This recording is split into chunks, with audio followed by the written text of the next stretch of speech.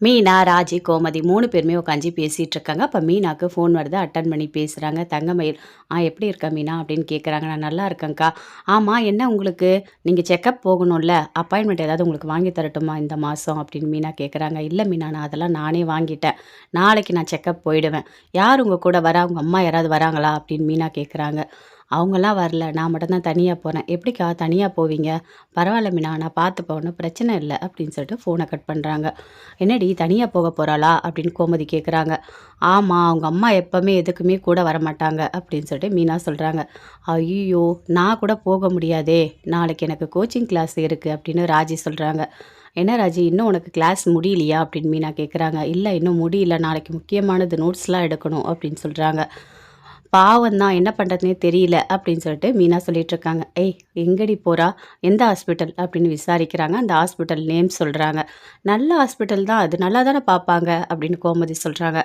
"ஆமா, நல்லா தான் பார்ப்பாங்க." அப்படின்னு மீனா சொல்லிட்டு இருக்காங்க. "சரிடி, அவ எங்க போறா? அந்த அட்ரஸ் என்கிட்ட குடு. நானே போறேன் நாளைக்கு." அப்படின்னு கோமதி சொல்றாங்க. "நீங்களா அத்தை?" அப்படின்னு மீனா கேட்குறாங்க. "ஆமா, ஆமா.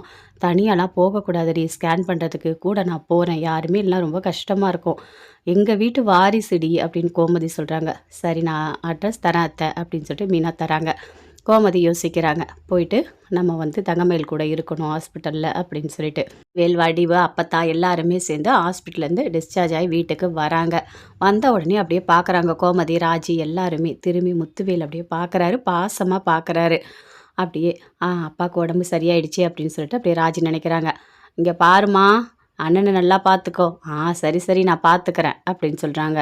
"உங்க வீட்டு எதிரி வெளியே இல்ல. வீட்டுக்குள்ளேயே தான் இருக்கான். ஜாக்கிரதையா இருண்ணே. எதனா ஒண்ணா எனக்கு உடனே ஒரு குரல் குடு. நான் வந்துடுறேன். நான் பக்கத்துல தான் இருக்கேன்." அப்படின்னு சொல்லிட்டு கோமதி சொல்றாங்க. அப்படியே எல்லாருமே சேர்ந்து உள்ள போறாங்க. போன உடனே அப்படியே உட்காந்துட்டு இருக்காரு. "டேய் போடா, போய் மன்னிப்பு கேளுடா." அப்படின்னு சக்திவேல் சொல்றாரு குமார் கிட்ட. குமார் அப்படியே கிட்ட போறாரு. "பெரியப்பா, என்னை மன்னிச்சிடுங்க." அப்படின்னு காலில் விழுறாரு. "நான் உன்னை மன்னிச்சிட்டேன், நீ எழுந்துரு." அப்படின்னு சொல்றாரு. எல்லாரும் சேர்ந்து உங்கள நான் கொலை பண்ண பார்த்தேன்னு சொல்றாங்க. நான் பண்ண மாட்டேன் பெரியப்பா. எல்லாரும் என்ன தப்பா புரிஞ்சுட்டு இருக்காங்க." அப்படின்னு குமார் சொல்றாரு. "சரி, நீ அதுக்கப்புறம் என்னென்ன பண்ணன்னு எனக்கு எல்லாமே பொறுமையா தான் தெரிஞ்சுது." அப்படின்னு சொல்றாரு. "ஆமா குமாரு, நீயா இவ்ளோ வேல பார்த்த?" அப்படின்னு சுகன்யா கேட்குறாங்க. "நான் என்னவோ உன்ன நல்லவன் நெனச்சேன். நா நீ பண்ண எல்லா தப்பையும் தூக்கி கதிர் மேல போட்டு வச்சிருக்க. இப்படி தான் நீ நடந்துப்பியா? இவ்ளோ பெரிய தப்பு பண்ணுவியா நீ? நான் போய் ரொம்ப ரொம்ப எனக்கு கஷ்டமா இருக்கு." அப்படின்னு சுகன்யா சொல்றாங்க. "இல்ல, நான் வேணும்னு பண்ணல பெரியப்பா. எல்லாமே எதிர்பாராம தான் நடந்தது. நான் வேணும்னு உங்கள எதுவுமே பண்ணணும்னு நான் நெனச்சது கூட இல்ல. நான் ஏதோ கோவத்துல தெரியாம பண்ணிட்டேன். பயத்துல ஓடி வந்துட்டேன்." அப்படின்னு சொல்றாரு. "என்ன தம்பி, என்ன பேசிட்டு இருக்கீங்க? பயத்துல ஓடி வந்துட்டீங்களா? இவர் வேற யாரும் இல்ல. உங்க பெரியப்பா. சின்ன வயசுலேருந்து உங்கள புள்ள மாதிரி எடுத்து வளர்க்குறாரு. அவரு கீழ விழுந்தவுடனே விட்டுட்டு ஓடி வருவீங்களா? இதுதான் உங்களோட நல்ல எண்ணமா?" அப்படின்னு சொல்லிட்டு வடிவு கோவப்படுறாங்க. நான் பண்ணது தப்பு தான் பெரியம்மா. என்ன மன்னிச்சிடுங்க." "இங்க பாரு, மன்னிப்புன்னு நீ என்கிட்ட கேட்கவே கூடாது. உன்ன நான் மன்னிக்க தயாராவே இல்ல. இந்நேரம் அவருக்கு ஏதாவது ஒண்ணு ஆயிருந்தா யாரு வருத்தப்படுறது? நாங்க தானே காலம் ஃபுல்லா கஷ்டப்படணும். நீ பண்ற தப்பெல்லாம் பண்ணிட்டு ஒண்ணுமே தெரியாத மாதிரி மன்னிச்சிடுங்கன்னு கேட்டுட்டு போவ. அவரோட உயிர் எங்களுக்கு ரொம்ப முக்கியம். புரியுதா? அவருக்காக தான் நான் இந்த உலகத்துல வாழ்ந்துட்டு இருக்கேன். ஆனா நீ ஈஸியா அவர கொலை பண்ணணும்னு நெனச்சிட்டு என்கிட்ட வந்து மன்னிப்பு கேட்குறியா?" "ஐயோ பெரியம்மா, நான் கொலை பண்ணணும்னு நெனைக்கல. நான் தெரியாம கீழ புடிச்சு தள்ளிட்டேன்." "சரி, நீ தெரியாம கீழ புடிச்சு தள்ளிட்ட. ஆனா காப்பாத்தணுன்ற எண்ணம் வந்துதா? அப்படியே தானே விட்ட? உனக்கு மன்னிப்பே கிடையாது." அப்படின்னு சொல்லிட்டு வடிவு ரொம்ப கோவமா ஒரு மாரி டென்ஷனா பேசுறாங்க. அங்கேருந்து அப்படியே வராரு குமார். "அப்பத்தா, என்ன மன்னிச்சிடு." "டேய் பேசாதடா. நீ என்கிட்ட பேசவே கூடாதுன்னு சொல்லியிருக்கேன். நீ பண்ணதுக்கு உனக்கு மன்னிப்பே கிடையாது." அப்படின்னு சொல்லிட்டு. அவங்க அம்மா வராங்க. வந்த உடனே, "வாய திறக்காத. அப்படியே அடிச்சேனா அவ்வளோதான் நீ. உன்ன மாதிரி புள்ள எனக்கு பொறந்திருக்கவே வேணான்டா. ரொம்ப ரொம்ப ரொம்ப நீ அசிங்கப்படுத்துற, அவமானப்படுத்துற. எனக்கு ரொம்ப கஷ்டமா இருக்கு." அப்படின்னு சொல்லிட்டு அவங்க அம்மாவும் திட்டுறாங்க. எல்லார்கிட்டயும் திட்டு வாங்கிட்டு அப்படியே குமார் அங்கேருந்து அப்படியே போறாரு. "என்னங்க, இப்போ பரவாயில்லையா உடம்பு? உங்களுக்கு ஏதாவது வேணும்னா உடனே என்ன கூப்பிடுங்க." அப்படின்னு வடிவு சொல்றாங்க. சரி வடிவு, பரவாயில்ல, நான் பார்த்துக்கிறேன்." அப்படின்னு முத்துவேல் எல்லாருமே சேர்ந்து வீட்ல ஒண்ணா சேர்ந்து பேசிட்டு இருக்காங்க. அங்கேருந்து அப்படியே கோமதி, ராஜி 2 பேருமே உள்ள போறாங்க. உள்ள போன உடனே சொல்றாங்க, "ஆமா, அந்த வீட்ல தான் அண்ணன் இருக்காரு. ஆனா எனக்கு ரொம்ப வருத்தமா இருக்கு. ஏன்னா அந்த குமாரு எப்போ எப்படி நடந்துப்பான்னு யாருக்குமே தெரியலையே. நல்லா தானே அவன வளர்த்தாங்க. அவன் புத்தி மட்டும் ஏன் இப்படி போகுதுன்னு ஒண்ணுமே புரியல. எனக்கு ரொம்ப கஷ்டமா இருக்கு தெரியுமா? எல்லா தப்பும் பண்ணிட்டு பூனை மாதிரி இருந்துகிட்டு என் புள்ள மேல தப்ப போட்டுட்டு அவன தூக்கி ஜெயில்ல வச்சுட்டான் இவன்." அப்படின்னு சொல்லிட்டு ரொம்ப ஃபீல் பண்ணி பேசிட்டு இருக்காங்க. "அத்தை விடுங்க. நடந்தது நடந்துடுச்சு. இனிமே அத பத்தி பேசி என்ன நடக்க போகுது? அண்ணன் திருந்தவே திருந்தாது. அவன் திருந்தறதுக்கு வாய்ப்பே கிடையாது. அப்பப்ப எப்படி நடிக்கிறான்ல அப்படின்னு சொல்லிட்டு ராஜி சொல்றாங்க. ஆமா, ஆமா. சரி, நீ போய் உங்க அப்பாவ பார்க்கறதுனா பார்த்துட்டு வா ராஜி போ. உனக்கு எப்போ தோணுதோ போய் பாரு. எனக்கு தான் அப்படி ஒரு வாய்ப்பே கிடைக்கல தெரியுமா? எனக்கு எவ்வளோ ஆசையா இருக்கும் தெரியுமா? எங்க அம்மாவ பார்க்கணும், எங்க அண்ணன பார்க்கணும்னு அப்படியே துடிப்பேன். வாசல்ல இப்படி போம்போதெல்லாம், பெருக்கும்போதெல்லாம் நின்னுகிட்டு அப்படியே பார்ப்பேன். அந்த ஜன்னல் ஓரமா நின்னுகிட்டுலாம் கூட பார்ப்பேன் தெரியுமா? அவ்வளோ பாசம் இருக்கும். ஆனா நான் 30 வருஷமா என்னால அவன்கிட்ட பேசக்கூட முடியல. ஆனா நீ அப்படி இருக்கக்கூடாது ராஜி. உனக்கு ஒரு நல்ல வாய்ப்பு கிடைச்சிருக்கு. உன்ன வீட்ல எல்லாரும் ஏத்துக்கிட்டாங்க. நீ எப்ப வேணா போ, வா. உன்னோட அன்பு எப்பவுமே அவங்களுக்கு இருக்கணும் அப்படின்னு சொல்றாங்க. நான் கண்டிப்பா போவேன் அத்த. சரி மாமா கிட்ட சொல்லிட்டு நாளைக்கு நீங்களும் நானும் சேர்ந்து உள்ள போயிட்டு வரலாமா? அப்படின்னு கேட்குறாங்க. ம், ம். மாமா ஒண்ணும் சொல்ல மாட்டாரு. ஏன்னா அவருக்கு வந்து அவங்க அந்த வீட்ல யார் மேலயும் அவருக்கு கோவம் இல்ல. அவரு எப்பயாவது சண்டை போட்டா கத்துவாரு. ஆனா அவரு வந்து கெட்டதெல்லாம் நினைக்க மாட்டாரு. அதனால நாம 2 பேர் போனாலும் நீங்க போயிட்டு வாங்கன்னு தான் சொல்லுவாரு. அப்படின்னு கோமதி சொல்றாங்க. சரி அத்த எதுக்கோ அவர்கிட்ட ஒரு வார்த்தை கேட்டு போனா அவர் சந்தோஷப்படுவார்ல. நம்ம கிட்ட கேட்டு எல்லாரும் பண்றாங்க அப்படின்னு சொல்லிட்டு. சரி ராஜி நீ சொன்ன மாதிரியே கேட்டு போலாம். சரியா? அப்படின்னு சொல்லிட்டு 2 பேருமே சேர்ந்து பேசிட்டு இருக்காங்க. குமார் ரொம்ப ஃபீல் பண்றாரு. எல்லாரும் சேர்ந்து என்ன திட்டுறாங்களே! மனசாட்சியே இல்லாம என்ன ஒரு கொலைகாரன்ற மாதிரியே பேசுறாங்களே! யார பார்த்தாலும் என்கிட்ட முன்ன மாதிரி பேசவே மாட்றாங்க. நான் ஏன் இப்படி பண்ணேன்? எனக்கே தெரியலையே! நான் ஏதோ கோவத்தில தானே புடிச்சு தள்ளி விட்டேன். சரி தள்ளி விட்டதும் இல்லாம ஓடி வந்தது தப்பா போயிருக்கு போல இருக்கு. அத விட பெரிய தப்பு அவர கொலை பண்ணணும்னு நெனச்சு போய் அந்த மாஸ்க்கெல்லாம் எடுத்தது அப்பாக்கு மட்டும் தான் தெரியும். இன்னும் எல்லாருக்கும் தெரிஞ்சதுன்னா அவ்வளோதான். என்ன வீட்டுக்குள்ளேயே வச்சிருக்க மாட்டாங்க. அடிச்சு ஓட விட்டுருவாங்க. அப்படின்னு சொல்லிட்டு குமார் ரொம்ப ஒரு மாரி ஃபீல் பண்றாரு. எல்லார்கிட்டயும் இனிமே எப்ப நல்ல பேர் எடுக்க போறேன்? எனக்கே தெரியல. அப்பத்தா கூட என்கிட்ட பேச மாட்றாங்க. போடா இங்கேருந்துன்னு சொல்றாங்க. ரொம்ப வருத்தமா இருக்கு. அப்படின்னு சொல்லிட்டு குமார் ரொம்ப அவர நெனச்சு அப்படியே ஃபீல் பண்ணிட்டு இருக்காரு. சரவணன் கடையிலேருந்து டெலிவரி பண்ணுறதுக்காக போறாரு. போற வழியில அஞ்சலி ஃபோன் பண்றாங்க. அட்டெண்ட் பண்ணி பேசுறாரு. "சொல்லு அஞ்சலி என்ன?" அப்படின்னு கேட்குறாரு. "இல்ல உன்ன பார்க்கணும் போல இருக்கு. நீ வரியா கோயிலுக்கு?" அப்படின்னு சொல்றாங்க. "ம் சரி நான் வரேன்" அப்படின்னு சொல்லிட்டு ஃபோன கட் பண்றாரு. 2 பேருமே சேர்ந்து பேசிட்டு இருக்காங்க. "என்ன சரவணா எப்படி இருக்க? நல்லா இருக்கியா? சரியா ஃபோன் கூட பண்றதே இல்ல. எல்லாரும் வீட்ல நல்லா இருக்காங்களா? உங்க வீட்டு பிரச்சனைலாம் முடிஞ்சிடுச்சா?" அப்படின்னு அஞ்சலி கேட்குறாங்க. "ஆ பிரச்சனை எல்லாம் முடிஞ்சிடுச்சு. அது என்ன அது குமார் அப்படி இருக்காரு? அவரோட பெரியப்பா தானே! அவரையே கீழ புடிச்சு தள்ளுவாரா? அது மட்டும் இல்ல, கதிர் பாவம் தானே! இப்படி போலீஸ்லாம் மாட்டி விடுவாரா என்ன?" அப்படின்னு சொல்லிட்டு அஞ்சலி கேட்குறாங்க. "அவன் திருந்தவே மாட்டான். அவனுக்கு நல்ல எண்ணமே கிடையாது. அவன் புத்தியே அப்படிதான்" அப்படின்னு சரவணன் சொல்றாரு. "சரி சரவணா, இதுவரைக்கும் அவரு அப்படி இருந்தா பரவால்ல. இப்ப ராஜிய கல்யாணம் பண்ணி குடுத்துட்டாங்க. இதுக்கும் அப்புறமும் அதே மாதிரி நடந்துக்கிட்டா எப்படி?" அப்படின்னு அஞ்சலி கேட்குறாங்க. அவன் அப்படிதான் அஞ்சலி. சரி விடு பார்த்துக்கலாம். ஆமா சரவணா, ஆ எப்படி இருக்காங்க? தங்கமயில் நல்லா இருக்காங்களா? குழந்தலாம் எப்படி இருக்கு? அப்படின்னு கேட்குறாங்க. நான்லாம் போய் எதுவுமே பார்க்கவே இல்ல அப்படின்னு சொல்றாரு. சரி, உங்க வீட்ல என்ன பேசிட்டு இருக்காங்க? இல்ல எங்க வீட்ல இருக்க எல்லாருக்குமே சேர்த்து அந்த தங்கமயில் மேல தான் கொஞ்சம் அப்படியே ஒரு மாரி அக்கறையா இருக்க மாதிரி இருக்காங்க. எனக்கு என்ன அவங்க கூட வாழ சொல்லணுன்ற எண்ணத்தோட தான் இருக்காங்க அப்படின்னு சொல்லிட்டு சரவணன் சொல்றாரு. இங்க பாரு சரவணா, நீ எனக்கு வாக்கு குடுத்துருக்க. என்ன கல்யாணம் பண்ணிக்கிறேன்னு சொல்லிட்டு. அதுக்காக நீ என்ன கல்யாணம் பண்ணிக்க தான் வேணும்னு நான் உன்ன கட்டாயப்படுத்தல. பாரு, உங்க வீட்ல ஒரு வேள சொன்னது உனக்கு சரின்னு பட்டா, நீ தங்கமயிலோட சேர்ந்தும் வாழு. அதையும் நான் ஏத்துக்கிறேன். எனக்கு ஒரு பிரச்சனையும் இல்ல." அப்படின்னு அஞ்சலி சொல்றாங்க. "என்ன அஞ்சலி, எதுக்காக நீ இப்படி பேசிட்டு இருக்க? உன்ன நான் காலேஜ் படிக்கும்போது கல்யாணம் பண்ணிக்கணும்னு நெனச்சேன். ஆனா அப்போ முடியல. இப்போ உன்ன கல்யாணம் பண்ணியிருக்க ஒரு வாய்ப்பு வருது. நான் எதுக்காக அத மிஸ் பண்ணணும்? இங்க பாரு, உன்ன எனக்கு ரொம்ப ரொம்ப பிடிக்கும். உன் கூட சேர்ந்து வாழணுன்றது தான் என்னோட ஆசை. சரியா? நீயாவே ஏதாவது ஒண்ணு கற்பனை பண்ணிக்காத. கண்டிப்பா தங்கமயிலோட சேர்ந்து நான் வாழ மாட்டேன். குழந்தைக்கு ஒரு நல்ல அப்பாவா இருப்பேன். ஆனா தங்கமயிலோட திரும்ப வாழணுன்ற எண்ணம் எனக்குள்ள சுத்தமா கிடையாது." அப்படின்னு சொல்லிட்டு சரவணன் சொல்றாரு. "இல்ல சரவணா, அதுக்காக நான் சொல்லல. உனக்கு எது சரின்னு படுதோ அத நீ செய்." அப்படின்னு சொல்றாங்க. சொல்லிட்டு அங்கேருந்து அப்படியே கிளம்பி போறாங்க. சரவணன் ரொம்ப ஃபீல் பண்றாரு. எதுக்காக அஞ்சலி இப்படி பேசுறா?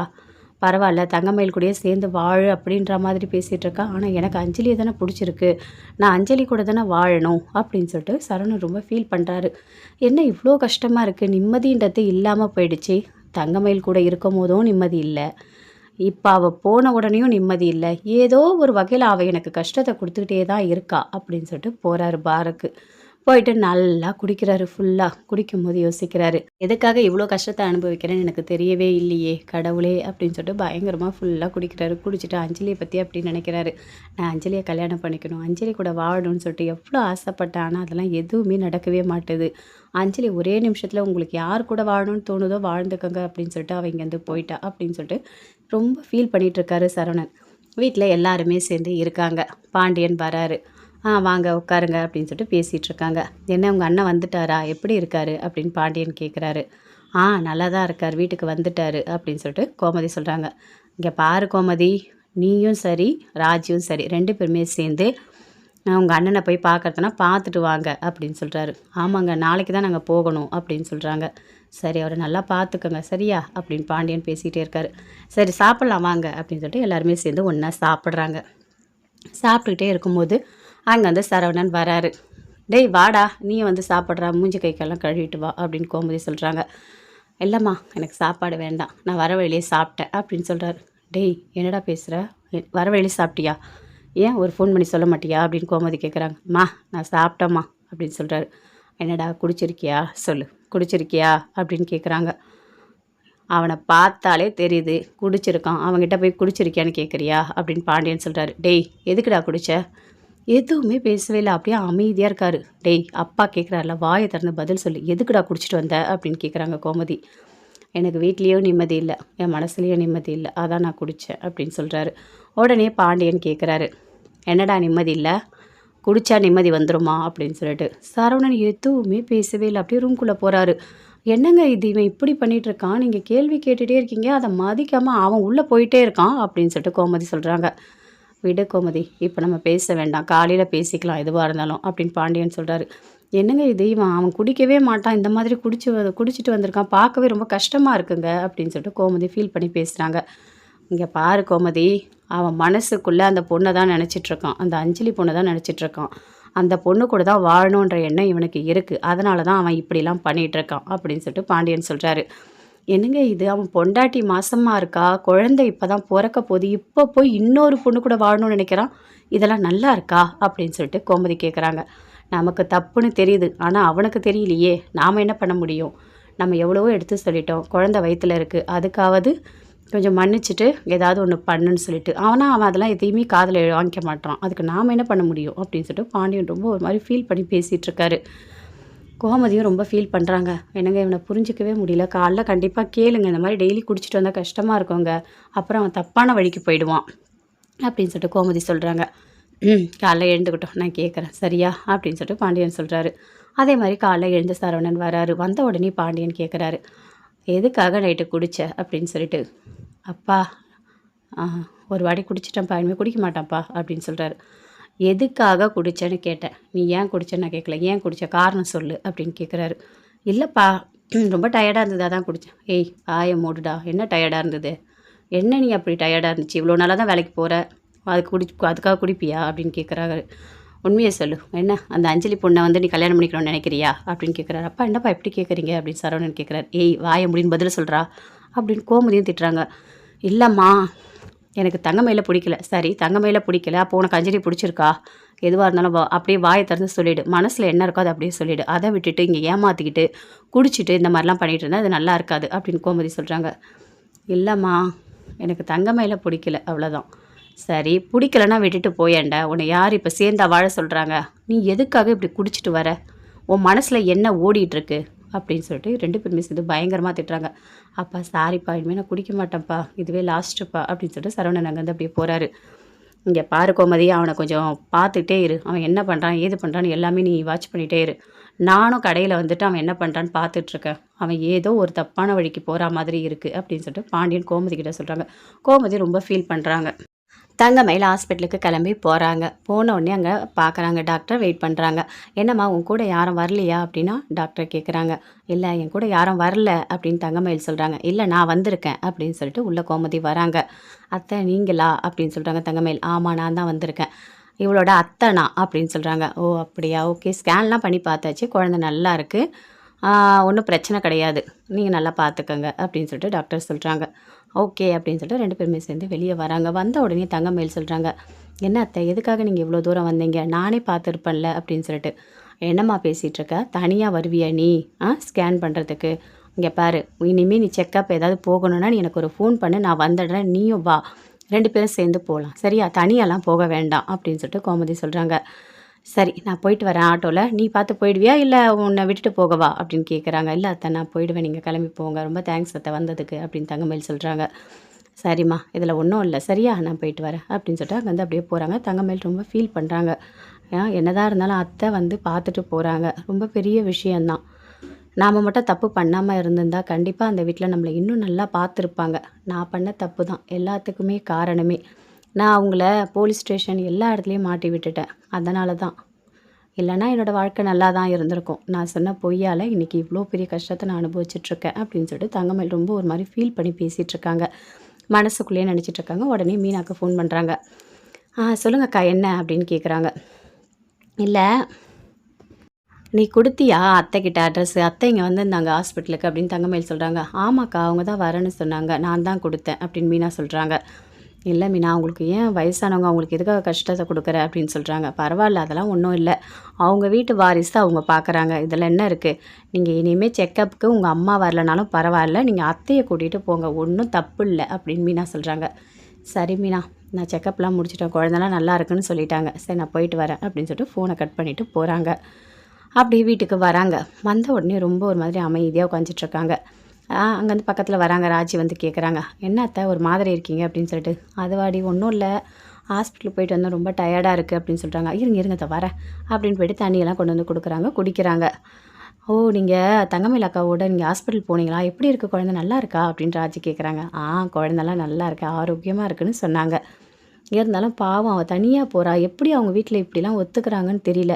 பெத்த பொண்ணு தானே, மாசமாக இருக்குன்னா அவங்க அம்மாலாம் எவ்வளோ சந்தோஷப்படுவாங்க, கூடியே விடாமல் பார்த்துப்பாங்க. ஆனால் இது என்ன இவ்வளோ இவங்க மோசமாக இருக்காங்க அப்படின்னு சொல்லிட்டு கோமதி சொல்கிறாங்க. அவங்க அம்மா எப்போவுமே அப்படி தான், அவங்க அம்மா ஒரு பொறுப்பான அம்மாவாக நடந்துக்கிட்டு இருந்தால் இவ்வளோ பிரச்சனை வந்திருக்குமா? எல்லாத்துக்குமே காரணமே அவங்க தான். எதனா ஒன்றா நான் போலீஸ் ஸ்டேஷன் போகிறேன் அப்படின்னு சொல்லிட்டு நம்ம குடும்பத்தில் இருக்க எல்லாரையும் சேர்த்து அசிங்கப்படுத்திட்டாங்க அப்படின்னு சொல்லிட்டு ராஜி சொல்கிறாங்க. சரி விடு ராஜி, அதெல்லாம் பேசி என்ன ஆக போகுது, குழந்தை நல்லா இருக்கா, அது போதும் நமக்கு அப்படின்னு சொல்லிட்டு 2 பேருமே சேர்ந்து பேசிகிட்டு இருக்காங்க. தங்கமயில் வீட்டுக்கு போகிறாங்க. போன உடனே என்ன வேலைக்கு போயிட்டு வந்துட்டியா அப்படின்னு அவங்க அம்மா கேட்குறாங்க. என்னம்மா உனக்கு பிரச்சனை அப்படின்னு கேட்குறாங்க. இல்லை, வேலைக்கெலாம் போயிட்டு வந்தியா, எப்படி வேலை ஈஸியாக இருந்ததான்னு கேட்குறாங்க. இங்கே பாருமா, தயவு செய்து நீ பேசாத சரியா, நான் ஹாஸ்பிட்டலுக்கு போயிட்டு வந்தேன், ஸ்கேன் பண்ணிவிட்டு வந்தேன். ஹாஸ்பிட்டலுக்கு போயிட்டு வந்தியா, சரி குழந்தை எப்படி இருக்குது அப்படின்னு அவங்க அம்மா பாக்கியாக கேட்குறாங்க. இப்போது குழந்தை எப்படி இருந்தால் உனக்கு என்னம்மா, நீ ஒரு அம்மாவா என்னை நீ பார்த்துக்கிறியா? நான் ஹாஸ்பிட்டல் போகிறேன்னொன்னே நீ என் கூட வரேன்னு ஒரு வார்த்தை சொன்னியா? எதுவுமே நீ பேசவே இல்லை, நீ ஏம்மா எப்படி இருக்க அப்படின்னு தங்கமயில் கேட்குறாங்க. அதுக்கு என்னென்னடி பண்ண சொல்கிற, நான் என்ன பண்ண முடியும், அதெல்லாம் ஒன்றும் பண்ண முடியாது, எனக்கு இங்கே வேலை இருந்தது, அதான் நான் வரல அப்படின்னு சொல்கிறாங்க. சரிம்மா, வேலை இருந்ததில்ல, உன் வேலையை பார் சரியா அப்படின்னு சொல்கிறாங்க தங்கமயில். அப்படியே போகிறாங்க. என்ன இவ இப்படி பண்ணிட்டு போகிறா, பேசிட்டு போகிறா, ஐயோ கூட ஹாஸ்பிட்டலுக்கு போகணுமோ, எனக்கு தான் எதுவுமே தெரியவே இல்லையே, நான் எதுக்காக ஹாஸ்பிட்டல் போகணுன்னு இருந்துட்டேன், கடைசியில் தனியாக போயிட்டு வந்திருக்கா போல இருக்குது பாவம் அப்படின்னு சொல்லிட்டு அவங்க அம்மா ஒரு பக்கம் யோசிக்கிறாங்க. தங்கமயில் ரூம்குள்ளே போகிறாங்க. போயிட்டு ரொம்ப ஃபீல் பண்ணுறாங்க. குழந்த ஆரோக்கியமாக இருக்குது, நல்லா இருக்குது, இதெல்லாம் என் வீட்டுக்காரர்கிட்ட சொல்லி நான் சந்தோஷப்படவே முடியலையே, கடைசியில் அவரை விட்டு பிரிஞ்சு இந்த குழந்தைய வளர்க்கணும்னு இருக்குது. இந்நேரம் அவர்கிட்ட நான் சொல்லி எவ்வளோ சந்தோஷப்பட்டிருப்பேன், மாமா குழந்தை இப்படி இருக்குது அப்படி இருக்குன்னு சொல்லிட்டு. எனக்கும் மனசுக்குள்ளே ஆசை இருக்கும்ல, என் புருஷன்கிட்ட இப்படிலாம் சொல்லணும், நான் வாழணும்னு சொல்லிட்டு. ஆனால் அந்த கடவுள் எதுக்காக எனக்கு இவ்வளோ பெரிய தண்டனையை கொடுத்தாரு தெரியலையே, என்னை விட்டு அவரை பிரித்து அவருக்கு வேறு பொண்ணு பிடிக்கிற மாதிரி வச்சு கடைசியில் என்னோடய வாழ்க்கையை முடிச்சு வச்சுட்டாரு கடவுள் அப்படின்னு சொல்லிட்டு ரொம்ப ஒரு மாதிரி தங்கமயில் ஃபீல் பண்ணி பேசிகிட்டு இருக்காங்க. மனசுக்குள்ளேயே நினைக்கிறாங்க. இங்கே பாரு பாப்பா, உனக்கு யாருமே இல்லை நீ நினைக்காத சரியா, கண்டிப்பாக அம்மா நான் இருக்கேன், உன்னை நான் நல்லா பார்த்துக்கிறேன், நீ கவலையே படாத அப்படின்னு சொல்லிட்டு அப்படி தானாகவே பேசிகிட்டு இருக்காங்க. ராஜி கோமதி 2 பேருமே சேர்ந்து வீட்டில் இருக்காங்க. ராஜி, நம்ம போயிட்டு அண்ணனை பார்த்துட்டு வந்துடலாமா அப்படின்னு கோமதி கேட்குறாங்க. போயிட்டு வந்துடலாம் அத்தை அப்படின்னு சொல்லிட்டு 2 பேருமே சேர்ந்து போகிறாங்க. வாமா உள்ளே வா அப்படின்னு சொல்லிட்டு அவங்க அம்மா எல்லோரும் வடிவு எல்லாருமே கூப்பிடுறாங்க. உள்ளே போகிறாங்க. இல்லை அண்ணனை பார்த்துட்டு போகலான்னு நான் வந்தேன் அப்படின்னு சொல்கிறாங்க. எங்கள் வீட்டுக்காரர்கிட்ட போக மாட்டேன்னு தான் சொன்னேன், இருந்தாலும் என் மனசு கேட்கல, ராஜி வந்தால் கூடயே நானும் வந்துட்டேன் அப்படின்னு சொல்கிறாங்க. அங்கே உள்ள அண்ணன் இருக்கார் போ. அண்ணா எப்படின்னா இருக்க, உடம்பு பரவாயில்லையா, இப்போ பரவாயில்லல்ல அப்படின்னு கேட்குறாங்க கோமதி. நான் நல்லா இருக்கம்மா, ஒரு பிரச்சனையும் இல்லை, நல்லா இருக்குது உடம்பு எனக்கு அப்படின்னு சொல்கிறாரு. சரி கதிர் எப்படி இருக்கான் அப்படின்னு கேட்குறாரு. அவன் நல்லா தான் இருக்கான், அவன் ட்ராவல்ஸு டியூட்டி அங்கே எங்கேன்னு போயிட்டே இருக்கான், வீட்டில் இருக்க மாட்டான் அப்படின்னு சொல்கிறாங்க. அவன் அப்படி தான் பண்ணுவான். ஏன்னா அவனுக்கு எல்லாமே தெரியும். பணம் முக்கியம், வேலை முக்கியம், படிப்பு முக்கியம். இப்படி எல்லா விஷயமும் அவனுக்கு நல்லா சொல்லிக் குடுத்து வளர்த்துருக்கீங்க. கண்டிப்பா சொல்றேன். இப்படி ஒரு புள்ளைய இவ்வளோ நல்லா வளர்க்க முடியுமான்னு கேட்டா எனக்கு தெரியல. ஆனா ரொம்ப நல்லா வளர்த்துருக்க கோமதி அப்படின்னு சொல்லிட்டு முத்துவேல் சொல்றாரு. அப்ப கரெக்ட்டா சக்திவேல் வராரு. அப்படியே பார்க்குறாரு. இதுங்க 2ம் வந்திருக்கா அப்படின்னு சொல்லிட்டு. ஐயோ கடவுளே! எப்படி பார்த்தாலும் இருக்கிற சொத்தெல்லாம் ஆட்டைய போட்டுட்டு போக மாட்டாங்க போல இருக்கு 2 பேரும் சேர்ந்து அப்படின்னு சொல்லிட்டு அப்படியே சக்திவேலுக்கு கோவமா வருது. அப்படியே வந்து நிற்கிறாரு. "என்ன உன் பையன் எங்க?" அப்படின்னு கேட்குறாங்க. "அவன் எங்கேயாவது வெளிய போயிருப்பான்" அப்படின்னு சக்திவேல் சொல்றாரு. "இங்க பாரு, இனிமே எங்க அண்ணனுக்கு உன் பையனால எந்த பிரச்சனையும் வரக்கூடாது. அப்படி வந்தா கண்டிப்பா நான் விடமாட்டேன்" அப்படின்னு சொல்றாங்க. "அவன் ஏதோ கோவத்துல தெரியாம பண்ணிட்டான். நீ எதுக்கு அதையே நெனச்சிட்டு இருக்க? விடு. அவன் இனிமே அதெல்லாம் எதுவும் பண்ண மாட்டான்" அப்படின்னு சொல்லிட்டு சக்திவேல் சொல்றாரு. "விடும்மா, அதையே எதுக்கு பேசிட்டு இருக்க?" அப்படின்னு முத்துவீரன் சொல்றாரு. "சரிண்ணே, நீ உடம்ப நல்லா பார்த்துக்கோ சரியா? அம்மா நல்லா பார்த்துக்கோ. அண்ணி நீங்க நல்லா பார்த்துக்கங்க சரியா? நான் போயிட்டு வரேன்." "அப்பா சரிப்பா நான் போயிட்டு வரேன்" அப்படின்னு சொல்லிட்டு 2 பேருமே சேர்ந்து வீட்டுக்கு போறாங்க. அப்படியே சக்திவேலுக்கு கோவமா வருது. அங்கேருந்து அப்படியே போறாரு. போயிட்டு யோசிக்கிறாரு. இதுங்க 2ம் சேர்த்து என்னவோ பிளானோட தான் வந்துட்டுருக்குங்க. அந்த குடும்பம் எப்போ பார்த்தாலும் இங்கே வந்துட்டு போயிட்டுருக்கு. ஐயோ கடவுளே! இதெல்லாம் பார்க்கும்போது அப்படியே பிபி, டென்ஷன் எல்லாம் ஏறிடும் போல இருக்கு. இவங்கள பார்த்தாலே அப்படியே கோவமா வருது அப்படின்னு சொல்லிட்டு சக்திவேல் பயங்கர கடுப்பா கோமதிய ராஜி நெனச்சு அப்படியே டென்ஷன் ஆயிட்டு அப்படி நின்னுட்டு இருக்காரு.